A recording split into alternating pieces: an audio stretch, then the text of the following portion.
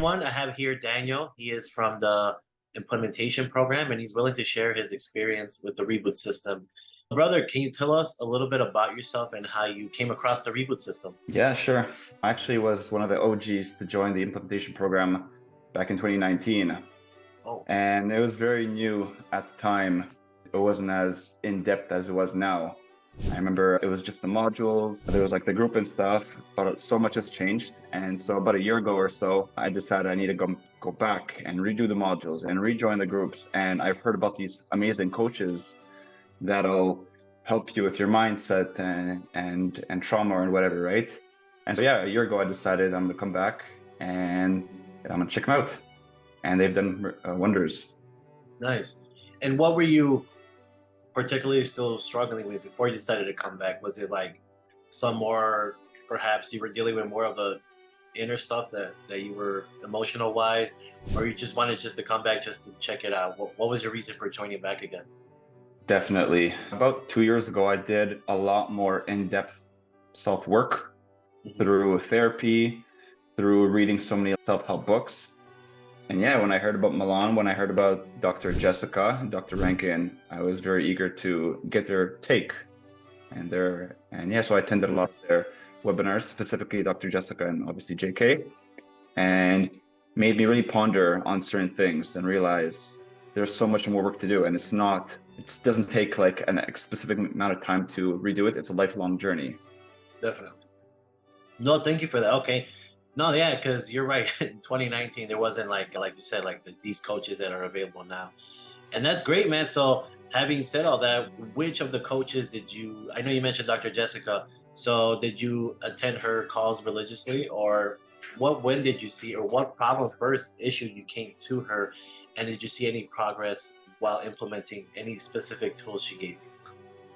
Yeah, definitely. I learned about attachment theory simultaneously with the program.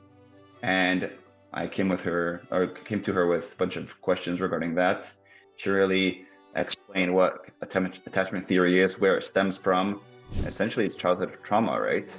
Yeah. And all these negative things that come up as a child, or things that happen to you as a child, they come up now. And hence we have all these issues with our lives now. No, definitely, that's a good point. A lot of compulsive behavior stems from something that's to help to cope with, and then when we, Right. or at that time, you're right. When we're kids, or just child, or even like when you're a teenager, you experience some a rejection or something, and we tend to carry that in my 30s, carry that into your 30s, 40s, 50s, and it's still playing on loop that emotion and experience. But you're too numbed out about it to even realize it's still there. You just living your life thinking you're okay, while your body's all like in survival mode and shit, and That's right. try to cope with day-to-day things. If you may, what personally did you notice that, like, okay, I still dealing with this type of hurt or issue, and I see I have a different perspective and I'm able to look at it and give it a different meaning.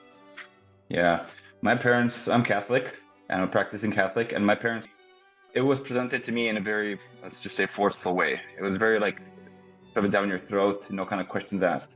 Yeah. And my faith has developed so much more now, and it's so much more open in the sense that I ask questions and I look for answers. And anybody that's Christian or Catholic will know Jesus tells us, ask questions. We want you to question certain things which people tell us, which the church tells you. Ask questions, and my faith has totally changed through this whole even process of rebooting. Yeah. Okay, yeah, to ask questions, because you're right, Christian Catholic is similar beliefs.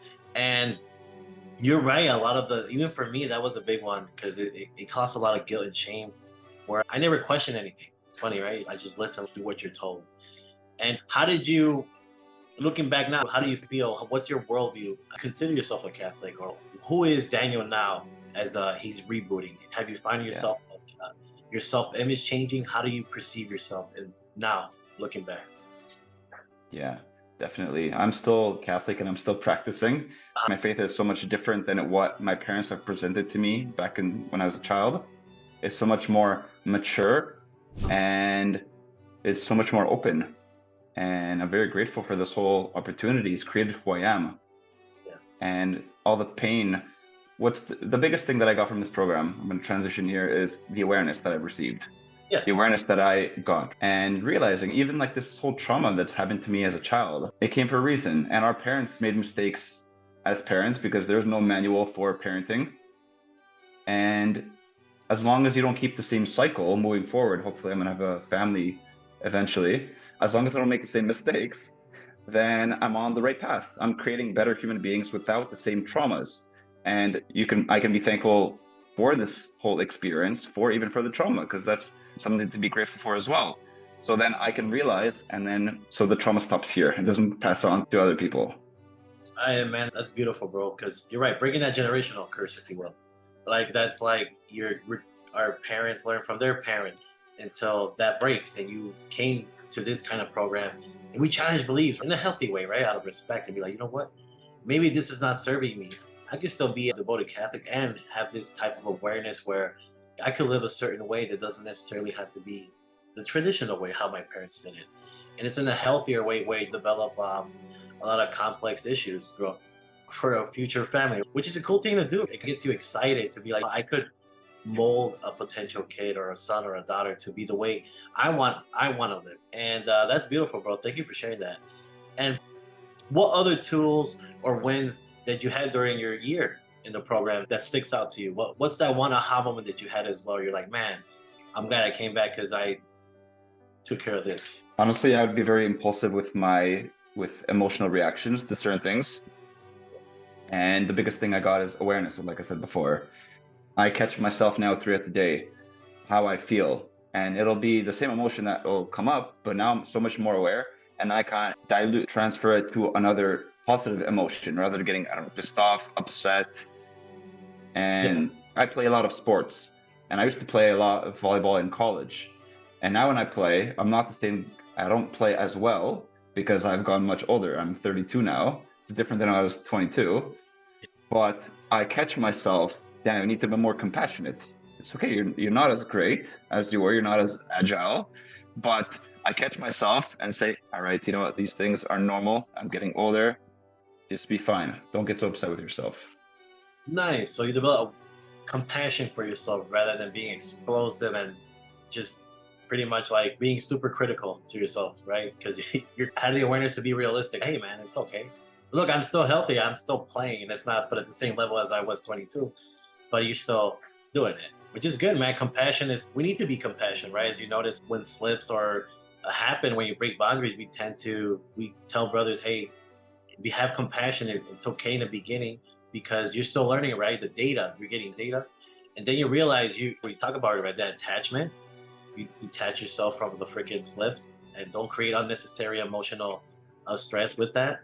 It becomes a lot easier for your reboot and overall just have peace, right? I feel like you're peaceful more in your own personal life when you're not attaching to a lot of things.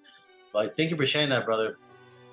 And what other calls did you attend? I know you also mentioned Milan, right? So did you also apply some of his tools in your own personal life, attending Milan's calls?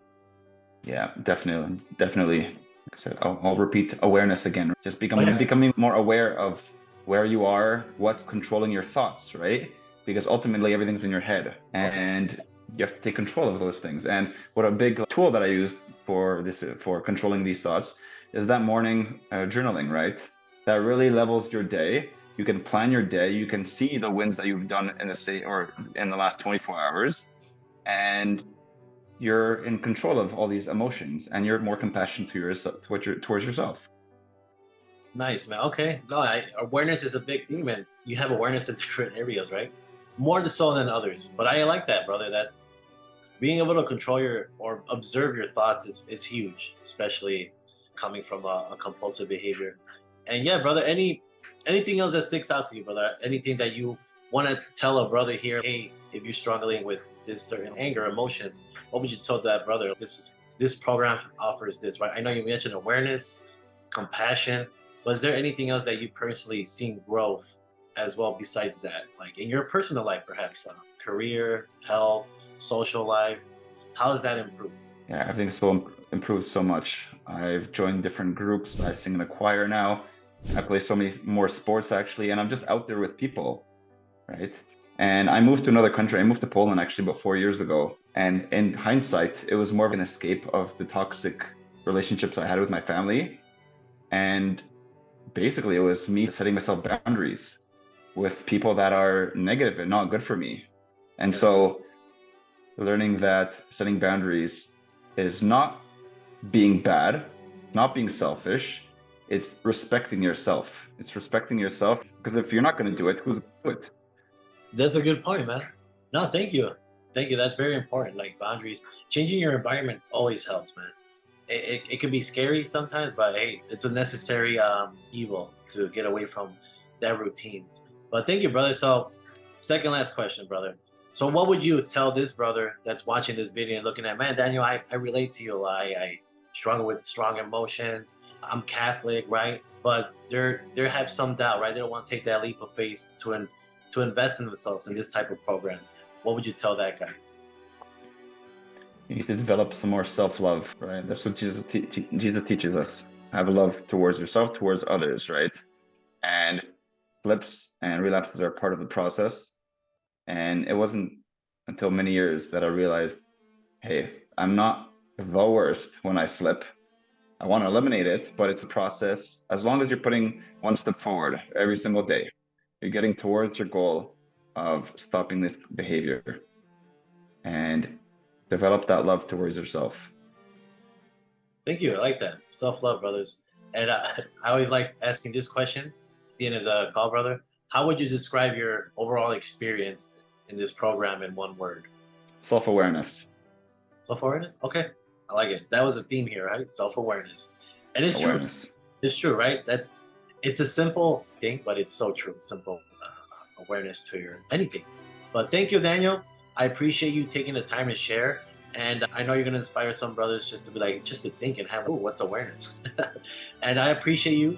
And anyone here watching, thank you. And I'll see you in the next call. Thanks. Whenever you're ready, here are 4 ways that Porn Reboot can help you out for free. The first way is to subscribe to our channel and make sure that you click on the notification bell to get a new video every other day. The second way is to actually get a free copy of my book, Confessions of a Porn Addict, 7 Secrets of Porn-Free Men, where you'll learn about my personal struggle and the lessons I learned over the past 14 years, as well as get strategies for putting together your own personalized reboot plan and ending your compulsive behavior with pornography or masturbation. So click on the link in the description below this video to get the free ebook. And thirdly, if you're not sure where you'd like to start, but you'd like to learn more about my team and I, or you'd like to spend time with more like-minded professionals like entrepreneurs, business owners, men who work in sales or consulting or high-level jobs, men who are controlling their behavior, then join our free and confidential group, the Porn Reboot group on Facebook. There's also a link to join the group in the description below this video. And finally, if you need our help right now because you have a burning issue, it's an emergency. Your behavior with pornography is hurting you mentally. You're about to lose your relationship and you want to live up to your potential or be an authentic man and free yourself from shame, guilt, and underachieving, then click on the link in the description below this video that actually says free coaching call, or visit elevatedrecovery.org and click on the link which says book a call.